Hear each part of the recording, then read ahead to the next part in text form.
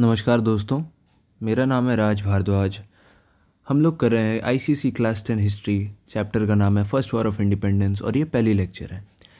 इस वीडियो में हम लोग जानेंगे फर्स्ट वॉर ऑफ इंडिपेंडेंस जो हमारा हुआ, ग्रेट अपराइजिंग ऑफ 1857 या सिपाही म्यूटिनी भी जिसे कहते हैं, उसके बैकग्राउंड के बारे में और पॉलिटिकल कॉजेज़ के बारे में। मैं छोटी छोटी वीडियोज़ रखने की कोशिश कर रहा हूँ ताकि आप लोग इंटरेस्टेड होकर उसे देख पाएँ, और इसके नोट्स मेरे टेलीग्राम ग्रुप पे आप लोगों को मिल जाएंगे, लिंक डिस्क्रिप्शन पे, या भारद्वाज स्टडी सर्कल आप लोग सर्च कर सकते हैं टेलीग्राम पे, आपको मिल जाएंगे। जेन्युइन डाउट्स के लिए आप मेरे इंस्टाग्राम पे भी मैसेज कर सकते हैं या टेलीग्राम ग्रुप पे भी आप मैसेज कर सकते हैं। तो चलिए इस लेक्चर को शुरू करते हैं। फर्स्ट वॉर ऑफ इंडिपेंडेंस और द ग्रेट अपराइजिंग ऑफ 1857। तो इसको फर्स्ट वॉर ऑफ इंडिपेंडेंस क्यों कहते हैं? इसे फर्स्ट वॉर ऑफ इंडिपेंडेंस इसीलिए कहते हैं क्योंकि ये ऑल ओवर इंडिया यानी कि पैन इंडिया लेवल पे जो ऑर्गेनाइज्ड रिवॉल्ट्स हुआ था, ये पहला ऑर्गेनाइज्ड रिवॉल्ट है जो कि एक पैन इंडिया बेसिस यानी कि एक लार्जर बेसिस पे हुआ। ऐसा नहीं है कि रिवॉल्ट्स पहले नहीं हुए, रिवॉल्ट्स पहले भी हुए। कारण क्या था इन रिवॉल्ट्स को? Why were the Indians revolting against the British? ये काफ़ी बेसिक सवाल है, आप लोग सबको पता होगा कि क्यों रिवॉल्ट करते हैं, लेकिन फिर भी हम लोग करते हैं। The popular discontent and hatred against the east India companies administration and foreign rule gained strength. अब भैया ये लोग हमें कोड़े मार रहे थे, हमें इन्फीरियर बुलाते थे, वाइट मैन्स बर्डन बुलाते थे, हम पे टैक्स लगाए जा रहे थे, हमारा ही पैसा चूस के हमें ही फिर भिखारी बना रहे थे, हमें ही भिखारी बोल रहे थे। तो रिसेंटमेंट तो होना ही था, क्योंकि एक कितने लिमिट तक एक आदमी सहेगा, है ना। तो काफ़ी ज़्यादा एट्रॉसिटीज़ हो गई थी, काफ़ी बुरे माहौल हो गए थे, लेकिन इंडियंस जो है फिर भी थोड़ा थोड़ा करके झेल रहे थे। लेकिन एक लिमिट के बाद इंडियंस भी अब बोले कि अब भैया बहुत हो गया इनका ड्रामा, अब बवाल होगा। तो ये बवाल जो हुआ ना, ये काफ़ी ऑर्गेनाइज स्टेप में हुआ, मतलब उतने भी ऑर्गेनाइज स्टेप में नहीं हुआ, लेकिन इंडिया के पहले के रिवॉल्ट्स की हिस्ट्री देखें तो एज अ कंट्री इंडिया पहली बार एक साथ आया था इंग्लिश रूल के अगेंस्ट प्रोटेस्ट करने। It started as mutiny of sepoys at Meerut on 10 May 1857। मैं आप लोगों को थोड़ा बैकग्राउंड बता देता हूँ। उस समय एनफील्ड राइफल आई थी जो कि अंग्रेज़ों और इंडियंस को यूज़ करनी थी। तो एनफील्ड राइफल में क्या था, पहले के ज़माने में अभी के जैसे ऑटोमेटिक सेमी ऑटोमेटिक गन्स नहीं होते थे। पहले के ज़माने में क्या था कि हमें उसके कार्ट्रिज को खुद अपने दांतों से फाड़ना होता था, बंदूक में लोड करके फिर चलाना पड़ता था। तो अब ऐसा र्यूमर उठा, अब मुझे नहीं पता सच्चाई है या हकीकत, लेकिन हिस्टोरियंस के हिसाब से एक र्यूमर उठा कि इस कार्ट्रिज में जो ग्रीस है ना, ग्रीस लगाया जाता था ऑयलिंग के लिए, ल्यूब्रिकेशन के लिए। जो ग्रीस है ये काऊ और पिग के फैट से बना है।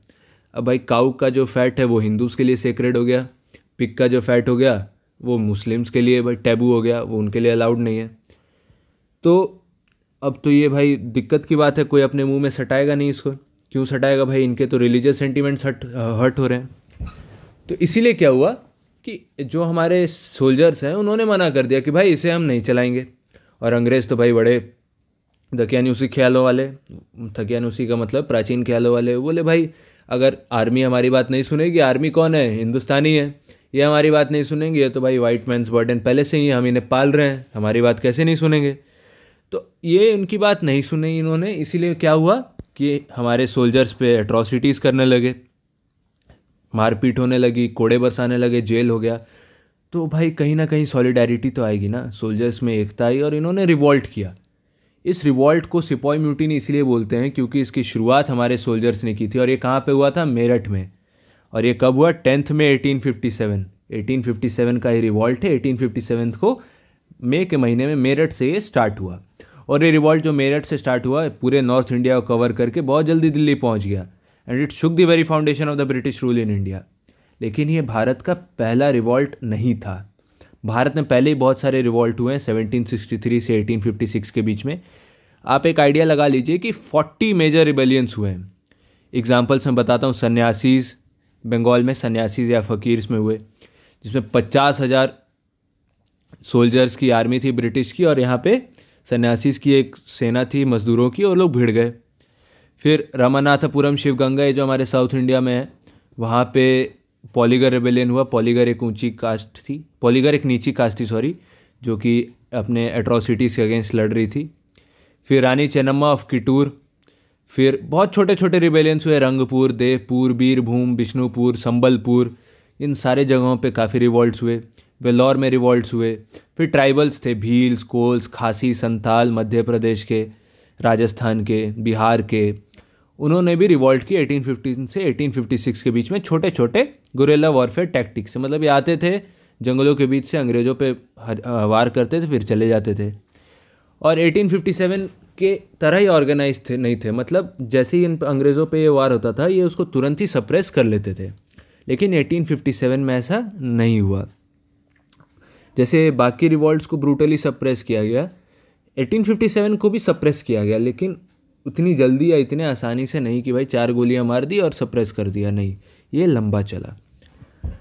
अब causes of the great uprising of 1857, causes तो भाई बहुत सारी थी, कॉजेज़ ही कॉजेज़ दे रखी थी ब्रिटिशर्स ने हमें तो कि रिवॉल्ट करने के लिए। तो कॉजेज़ बहुत सारी थी, political, social and religious, economic और मिलिट्री। तो इस लेक्चर में हम लोग सिर्फ पॉलिटिकल कॉजेज़ को ही कवर करेंगे। अगले लेक्चर में मैं सोशल, रिलीजियस, इकोनॉमिक और मिलिट्री कॉजेज़ को कवर कर लूँगा। पॉलिटिकल कॉजेज़ क्या क्या थी? पॉलिटिकल कॉजेज़ थी, पहला था discontent of the ruling sections. जैसा कि आप लोगों को पता है, इंडिया 2 हिस्सों में बटा हुआ था। एक था जो ईस्ट इंडिया कंपनी के द्वारा एक्वायर्ड किए हुए जगह, जिसको हम लोग ब्रिटिश साम्राज्य भी बोलते थे, ईस्ट इंडिया टेरिटरी भी बोलते थे, और एक थी प्रिंसली स्टेट्स। पहले तो इंडिया पूरी तरह से प्रिंसली स्टेट्स थी, मतलब सारे जगह राजे रजवाड़ों का ही राज था, लेकिन धीरे धीरे अंग्रेज़ आए और उन्होंने इंडिया पे कैप्चर करना शुरू किया। तो पहले जब ईस्ट इंडिया कंपनी आई थी, तो ईस्ट इंडिया कंपनी किस रूप से आई थी? East India company was given the seal under her majesty. उनको ये अधिकार दिया गया था कि वो मोनोपोली, मतलब अकेले इंडिया पे बिजनेस करेंगे इंग्लैंड की तरफ से। तो वो किस लिए आए थे? दे वर अ कमर्शियल बॉडी, वो बिजनेस करने आए थे, ना कि राज करने।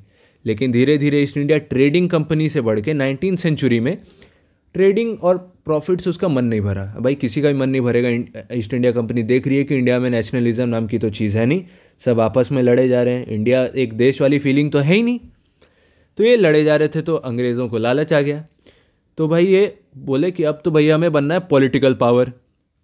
तो पॉलिटिकल पावर बनने के लिए ये ओपनली इंटरफेयर करने लगे। ये ओपनली इंटरफेयर करने लगे इंडिया के इंटरनल पॉलिसीज़ में, पॉलिटिकल पॉलिसीज़ में, मतलब राज और रजवाड़ों के सारे day to day working, court, फैसले, ये सारे चीज़ ये इंटरफेयर करने लगे और अपने हिसाब से कंट्रोल करने लगे। इन्होंने भाई पॉलिसीज़ लाई, मेथड्स लाए एनेक्सेशन के, उनके ज़मीन हड़पने के। किसके? हमारे राजे रजवाड़ों के। 2 काफ़ी फेमस है, सब्सिडियरी अलायंस और doctrine of lapse. Subsidiary alliance ये अंग्रेज़ों का लाया हुआ नहीं है, ये फ्रेंच ईस्ट इंडिया कंपनी के जो काफ़ी एबल जनरल थे, सर फ्रांसिस डुप्लेक्स, उनका लाया हुआ है ये। तो सब्सिडियरी अलायंस क्या कहता है? सब्सिडियरी अलायंस ये कहता है, या मैं उसे ब्रिटिश पर्सपेक्टिव से पढ़ाऊँगा। सब्सिडियरी अलायंस ये कहता है कि भैया ये तुम्हारा राज्य है, हम इस पे हमला नहीं करेंगे, इस पे राज तुम ही करो, लेकिन हमारे ट्रूप्स यहाँ रहेंगी, आपके महल में, आपके राज्य में हमारे ट्रूप्स रहेंगी, इनके रहने का, खाने का, सारे का खर्चा आप देंगे, इनके लड़ने का, प्रैक्टिस का, जो हमारे वेपन्स लगेंगे उनका, एम्यूनिशन का, उनका, इन सब का खर्चा आपका रहेगा, और हमारे तरफ से एक रिप्रेजेंटेटिव आपके कोर्ट में बैठेगा। अभी भैया दिखता तो बहुत अच्छा है कि चलो ठीक है, और ब्रिटिशर्स ने ये भी बोल रखा था कि हम हमला भी नहीं करेंगे, और जैसे ही कुछ होगा तो हम आपको प्रोटेक्शन भी देंगे। ठीक है, सुनने में तो बहुत अच्छा लग रहा है, लेकिन दिक्कत ये होता था कि ये जो भारी भड़कम जो इनकी सेना थी ना, इसमें खर्च बहुत आता था, और ये खर्च पूरा करते करते अंग्रेज़ों के सामने हमारे जो राजे रजवाड़े थे वो बिक जाते थे, क्योंकि अंग्रेज़ों की सेना के खर्चे बहुत थे, ऐशो आराम, उनके जो रिप्रेजेंटेटिव थे उनको राजा जैसा ही फ्रीडम मिला था, और अंग्रेज़ों की मोनोपोली थी। जब एक राजा व्यापार नहीं करेगा, बिजनेस नहीं करेगा, उसके पास कुछ पैसा नहीं आएगा तो वो देगा कहाँ से? और अंग्रेज़ों का लालच दिन प्रतिदिन बढ़ता जाता था। तो सब्सिडियरी अलायंस में लास्ट में ऐसा सिचुएशन आ जाता था कि राजे रजवाड़ों को भाई जब देने के लिए पैसे नहीं रहते थे तो अंग्रेज़ उनसे उनका राज्य ले लेते थे, मतलब खजाना भी ले लिया और अब राज्य भी ले लिया। और दूसरा था doctrine of lapse. Doctrine of lapse लाया गया हमारे लॉर्ड डलहौजी द्वारा। डॉक्ट्रिन ऑफ लैप्स ही बड़ा अच्छा एक स्मार्ट मूव था अंग्रेज़ों द्वारा।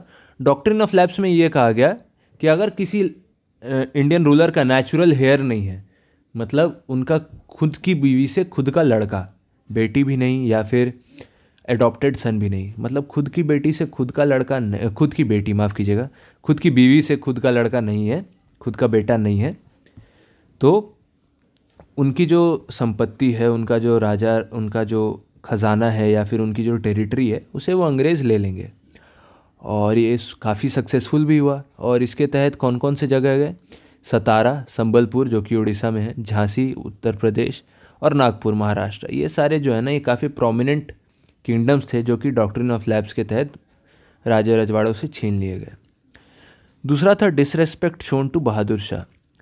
The house of the Mughals was also humbled when the English announced that after the death of Bahadur Shah II, the Mughals would lose the title of kings and his successors would have to vacate the Red Fort. अब भाई बहुत सारे हिंदुस्तानी Mughals को अपना राजा मानते थे क्योंकि काफ़ी समय से उन पर राज किया था और कभी ऐसे प्रताड़ना नहीं की गई थी। They were not tortured like this. तो काफ़ी मुगल्स उन्हें, काफ़ी हिंदूज मुगल्स को अपना राजा मानते थे, काफ़ी मुस्लिम्स, इनफैक्ट सारे मुस्लिम्स अपना राजा मानते थे। तो इन्हें पता था कि भाई चलो अंग्रेज़ नहीं भी रहेंगे तो मुग़ल हमें बचाएंगे। लेकिन अंग्रेज़ों ने क्या किया कि बहादुर शाह टू के बाद से बोल दिया कि अब तुम राजा महाराजा का टाइटल नहीं रख पाओगे, मतलब तुम भी भाई, अब तुम्हें पेंशन देंगे, एक महल देंगे, जाओ वहाँ गाना वाना सुनो, डांस देखो, लेकिन अब ये राजा वाजा का काम तुम अब छोड़ दो, ये अब टाइटल तुमसे नहीं लिया जाएगा। तो जब ऐसा किया गया ना, तो बहुत सारे मुस्लिम्स और बहुत सारे हिंदूज़ को भी ऐसा लगा कि उनकी खुद की इंसल्ट की जा रही है, क्योंकि वो खुद अभी भी ईस्ट इंडिया कंपनी को एक ट्रेडिंग कंपनी और मुगल्स को अपना राजा मानते थे। तो इन्हें लगा कि भाई ये तो बहादुर शाह जैसे हमारे राजा महाराजा के टाइटल ले रहे हैं, उनसे उनका घर ले रहे हैं, तो हमें क्या पूछेंगे। तो जो डिसरेस्पेक्ट शोन किया गया बहादुर शाह को, ये काफ़ी हद तक इंडियंस के ये जो लॉयल्टी थी अंग्रेज़ों की तरफ, या जो भरोसा था, या भरोसा नहीं, इग्नोरेंस भी कह सकते हैं, इसे हर्ट कर रहा था। तीसरा काफ़ी इंपॉर्टेंट है treatment of Nana Sahib and Rani of Jhansi. अब बाजीराव टू जो थे वो लास्ट पेशवा थे और उन्होंने नाना साहिब को एडॉप्ट किया था एज इज सन। उनके लीगल हेयर नहीं थे, उन्हें एडॉप्ट किया गया था। और अंग्रेज़ों ने डॉक्ट्रिन ऑफ लैप्स के तहत भाई क्या था, खुद की बीवी से अगर बच्चा नहीं है तो उनका किंगडम भी नहीं है। तो अंग्रेज़ उनको मानने से रेडी नहीं रहे और नाना साहिब भी भाई ज़िद्दी, बोले मैं तो दूंगा नहीं अपनी टेरिटरी। तो एक काफ़ी ज़्यादा युद्ध की स्थिति हो गई। और रानी झांसी, उनको भी भाई सन अडॉप्ट नहीं करने दिया गया। क्यों? क्योंकि उनके हस्बैंड की पहले डेथ हो गई, उनका बेटा नहीं था, उनको अडॉप्ट नहीं करने दिया गया बच्चा।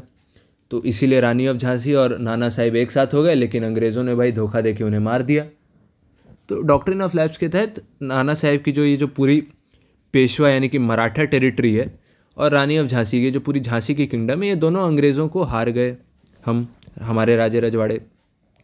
तो इससे क्या हुआ, अंग्रेज़ों की तरफ रिसेंटमेंट और बढ़ गया वहाँ के लोगों के द्वारा। Annexation of Awadh. अब एनेक्सेशन ऑफ अवध एक काफ़ी इंपॉर्टेंट और क्रिटिकल पॉइंट है। क्यों? क्योंकि हमारे ब्रिटिश आर्मी के अंदर जो इंडियंस थे ना, उसके काफ़ी सिग्निफिकेंट पोर्शन अवध के लोगों द्वारा ही था। और 7 फरवरी 1856 को नवाब वजीद अली शाह डिस्पोज कर दिए गए, यानी कि पावर से हटा दिए गए अब्रप्टली। और court of directors east India company ने बोला कि भाई अब अवध पे पूरा कब्जा कर लो, कंप्लीट एनेक्सेशन कर लो। और ये जो कंप्लीट एनेक्सेशन हुआ, तो इससे लोगों को काफ़ी दिक्कत हुई। क्यों? क्योंकि काफ़ी ज़्यादा लोग जो थे वो अवध के थे सेना में। अब इनको ऐसी अंग्रेज़ों से कम सैलरी मिल रही थी, अंग्रेज़ों के लिए लड़ रहे थे, जान जोखिम में डाल रहे थे, और वहाँ पे घर पे इनकी बीवी बच्चे माँ बाप जो भी हैं, या इनकी ज़मीनें, तो वो ज़मीनें इनसे छीन ली जा रही थी, खाने पे ज़्यादा टैक्स, मतलब यहाँ पे इनको जान का भी खतरा था और वहाँ पे इनके घर परिवार सुखी भी नहीं थे। तो ये काफ़ी एक डिसकंटेंटमेंट या ऐसी वाली फीलिंग आ गई कि भाई ये तो दोनों तरफ से हमें चूस रहे हैं, तो हम क्या करें। तो इनके टैक्सेस बढ़ा दिए गए, लैंड रेवेन्यू और फूड हाउसेस, आना जाना, जस्टिस, इन सब चीज़ों पे काफ़ी ज़्यादा टैक्स बढ़ा दी गई, जो कि काफ़ी रिसेंटमेंट वाली फीलिंग हमारे ट्रूप्स के अंदर इन्होंने दी। एक और बड़ा कारण था absentee sovereignty of the British. अब हमारे इंडियंस में ये फीलिंग था कि जो हमारा सरकार है, जो हमें रूल कर रहा है, जो हमारा किंगडम है, वो उन्हें हमारे साथ रहना चाहिए। कि जब तक वो हमारे साथ नहीं रहेंगे तो उन्हें कैसे पता चलेगा कि भैया हमें क्या दिक्कत है, हमें क्या इश्यूज़ हैं। क्योंकि मुग़ल तो भारत के साथ ही थे, दिल्ली में रहते थे। उनके पहले जो भी टेरिटरीज़ थी, गुप्ता एम्पायर हो गई भाई, राष्ट्रकूतास, पल्लवास, पांड्यास, चेरास, आप जो भी देखेंगे, पृथ्वीराज चौहान, महाराणा प्रताप, ये सारे जो राजा थे ना, ये जहाँ राज करते थे वहीं रहते थे, लेकिन अंग्रेज़ भारत पे राज भी कर रहे थे, लेकिन अंग्रेज़ी शासन कहाँ था? It was in England, London में, तो इंडिया में नहीं था। तो इंडियंस को ये फीलिंग आई कि भाई इतने हज़ारों मील दूर से हमारे अच्छे बुरे की क्या खबर रखेंगे, ये तो बस हमसे पैसा चूस रहे हैं, है ना, बस हमसे रेवेन्यूज़ ले रहे हैं और हमारे पैसा लेके लंदन भेज रहे हैं अपने पास। पहले के जैसे तो राजा नहीं कि पैसा ले रहे हैं तो यहीं पे खर्च कर रहे हैं, नहीं, ये तो सारा लंदन भेज दे रहे हैं, तो हमारा वेल्थ ड्रेन कर रहे हैं। तो इससे क्या हुआ, एक वेल्थ ड्रेन की फीलिंग आई और वेल्थ ड्रेन के साथ काफ़ी रिसेंटमेंट आया, जिसने फिर कंट्रीब्यूट किया किसमें, फर्स्ट वॉर ऑफ इंडिपेंडेंस में लोगों ने इसके खिलाफ आवाज़ उठाई। और भी बहुत सारे फैक्टर्स थे। The British decline to honour the pledges and treaties made with the native princess.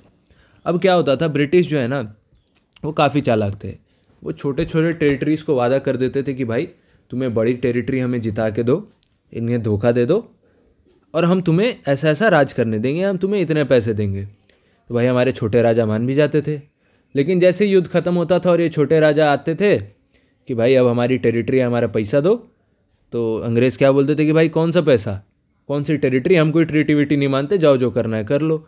और ये सारे छोटे प्रिंसेस ये कर भी क्या सकते हैं अंग्रेज़ी शासन के अगेंस्ट। तो इनमें काफ़ी एक डिसकंटेंटमेंट वाली फीलिंग आ गई, सब समझ गए भाई अंग्रेज़ तो धोखेबाज हैं, इनके साथ क्या ही कुछ करना। तो ये जो ट्रीटीज़ ऑनर नहीं करते थे ना, ये काफ़ी छोटे किंगडम्स और वहाँ के लोग जो रहते थे उनके बीच एक काफ़ी नफरत वाली फीलिंग आ गई। Indians were treated with contempt and they were excluded from every sphere of administration. अब ये जो हमारा एडमिनिस्ट्रेशन है, जैसे कि हमारे लेजिस्लेटिव बॉडीज़ में या फिर तुम्हारे कोऑर्डिनेटेड सिविल सर्विसेज में, इसमें भारतीयों को लेने का प्रक्रिया काफ़ी बाद में आया कि भाई हिंदुस्तानी भी कलेक्टर बन सकते हैं या पुलिस में ऊंचे पदों पे जा सकते हैं। नहीं, उससे पहले उनको ब्रिटिश आर्मी में बस एज ए ट्रूप यूज़ किया जाता था कि भाई ये लो बंदूक, जहाँ ब्रिटिश कमांडर बोले उधर गोली मार देना है। तो इनके अंदर ये फीलिंग था, माफ़ कीजिएगा, इनके अंदर ये फीलिंग था, इन्होंने ये डिसकंटेंटमेंट की एक फीलिंग जगा ली थी अपने अंदर कि भाई देश हमारा है, सब करते हैं हमें, तो ये अंग्रेज़ कौन होते हैं बताने वाले कि भाई हम क्या कर सकते हैं क्या नहीं कर सकते हैं। और इंडियंस को काफ़ी कंटेम्प्ट के साथ ट्रीट किया जाता था, जहाँ हिंदुस्तानी आ जाएंगे वहाँ अंग्रेज़ पैर नहीं रखेंगे, काफ़ी नीचे वाले फीलिंग आती थी अंग्रेज़ों को। इंडियंस को साथ में ट्रीट नहीं करते थे, एक समान कुत्तों की तरह ट्रीट करते थे हमें।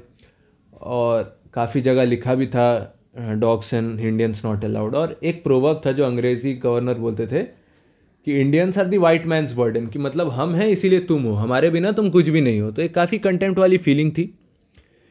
और फर्स्ट अफगान वॉर हुआ, जो फर्स्ट एंग्लो अफगान वॉर में ब्रिटिश आर्मी हार गई। तो जो इनविंसिबल वाली फीलिंग थी कि यूरोपियन पावर्स को कभी हराया नहीं जा सकता है, ये फीलिंग ख़त्म हो गई। क्यों? क्योंकि भाई हार गए ब्रिटिशर्स। तो इस फीलिंग के ख़त्म होने से हिंदुस्तानियों में ये फीलिंग आ गई वापस कि ऐसा नहीं है कि अंग्रेज़ को हराया नहीं जा सकता। जब एक छोटी अफगानी कंट्री हरा सकती है तो भाई हम तो बहुत बड़े देश हैं, हम तो हरा ही सकते हैं। तो वो एक फीलिंग ऑफ सुपीरियॉरिटी ख़त्म हो गई। और लोगों में एक ऐसा र्यूमर आ गया कि बैटल ऑफ पलासी के बाद अंग्रेज़ी शासन शुरू हुआ तो ठीक 100 साल हो गए, 1757 से अब 1857, तब अंग्रेज़ों का टाइम ख़त्म, 1857 हो गया। हम लोग, ये काफ़ी फॉल्स थ्योरी है, मतलब ऐसा कुछ होने वाला तो था नहीं, ऐसा तो कोई टाइम पीरियड फिक्स होकर आया नहीं था, लेकिन लोगों के अंदर एक फीलिंग थी, एक होप था कि ऐसा हो सकता है। तो लोगों में सोचा कि भाई 100 साल हो गए, अब अंग्रेज़ी शासन को हटाने का टाइम आ गया। तो ये सब फीलिंग्स मिला के ये पॉलिटिकल कॉजेज़ बने जिसके तहत फर्स्ट वॉर ऑफ इंडिपेंडेंस हुआ।